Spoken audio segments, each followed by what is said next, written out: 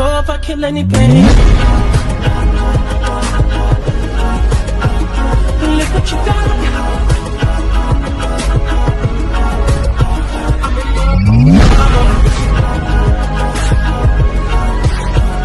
Look what you got. I'm a motherfucking star. Every day a nigga try to test me. Yo, what's up, you guys? GeT Dogs on here. How's your day going? My day is actually going great because it's 9:03 p.m. right now, and it's not really daytime anymore. It's nighttime, you know. And I have my friends in the background on the phone. Not sure if you can really hear them, but who cares, because this is my YouTube channel, not theirs. And they're pretty trash at Fortnite anyway, so yeah, 1v1 me, no scopes only. Yeah, so alright, so today I'm gonna tell you guys the story of this crazy neighbor I had when I used to live up on the streets, if that's what you want to call it. It doesn't really matter what you want to call it, but anyways, that's the story I'm gonna tell you today. So you know, let's just get right into it. But also, please let me know if you guys do like this World Cup gameplay in the background, because, you know, sometimes I get very lazy and don't really feel like getting gameplay, you know?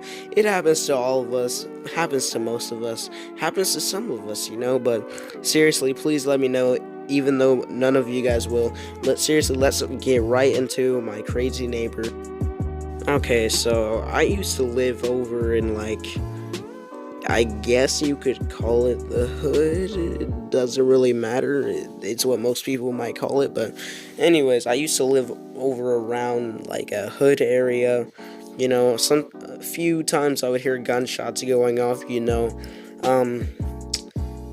Yeah, so anyways, there was this one guy that was like pretty crazy. He had K9s in the back of his yard to like protect him. He had an RV. He was technically that classical hillbilly type person, you know, that hillbilly redneck type person, you know. So he wasn't exactly my neighbor, like lived next to me, but he lived behind me. And there was like a huge fence, like with no other houses on the side. So we technically had a whole field where we like play football or soccer or something, mostly football. But also, I just want to point out the fact of how this guy had a do not pass sign on his fence, by the way. So yeah, keep that in mind. So one day I'm hanging out with one of my friends, and we're gonna call him Ryan. Also, that is in no way close to his name, but we're gonna call him Ryan. So Ryan and I were playing some football by ourselves, like we were passing the ball to each other, and Ryan has an apple, like, and I guess he would decide to be bad for once. Well, not for once, but like he decided to do something bad for a while, and he threw the apple in his yard. And I guess the guy was outside, and he was like, "Was that you that threw my apple in my yard?" We were like, "No, that wasn't us." And he was like, "Yeah, that was. I just seen you. You can't lie. I just seen you." And he's like, and we're like, "Bro, we did not throw an apple in your yard. We do not know what you're talking about." Even though we did it, but we're kids. We don't want to get in trouble because we know the consequences, you know. That's why most kids lie, you know. So we say we didn't throw an apple into his yard. And he's like, "So you guys must have been the ones throwing socks and shoes in my yard too." And I guess apparently there were other people throwing socks and shoes in his yard, which is actually pretty weird if you ask me. Because why would someone want to throw socks into a yard when you can literally keep them on inside the house? And also like put them inside of a dirty clothes bucket, the laundry room, or something. I don't know. But like that part just confused me when he said socks.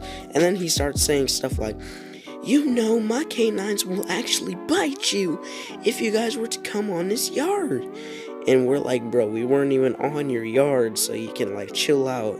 It's just an apple, and we weren't the ones that threw the socks." But I guess this guy really wasn't convinced that we were the ones that weren't throwing the socks and stuff, which is just pretty weird, because I'm not just walking around the streets with a sock in my hand just going, "Oh, just gonna throw this in someone's yard and hope they get mad," because, you know, that's just weird. I don't do that, okay? If you do that, then something's wrong with you, if you ask me. But Anyways, he thinks we're the ones throwing the socks into his yard. We tell him no, it's not us. He doesn't believe us, but oh my god, people are crazy.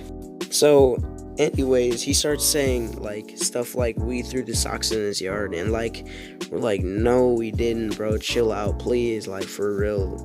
And he was like, man, matter of fact, I'm gonna call the police on you if I see you guys over here again trying to throw something up here again, or if I find one more sock into my yard, one more god sock.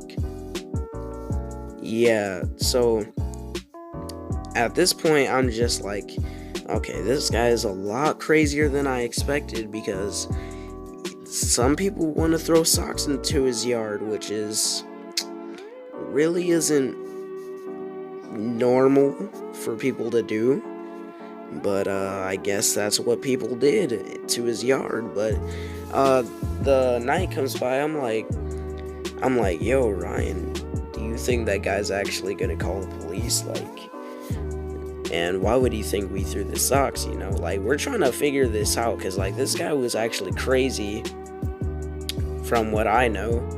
And yeah, that was actually pretty weird. So fast forward to a week later, because it was like a week I wasn't there because I was hanging out with some other family in a hotel and stuff.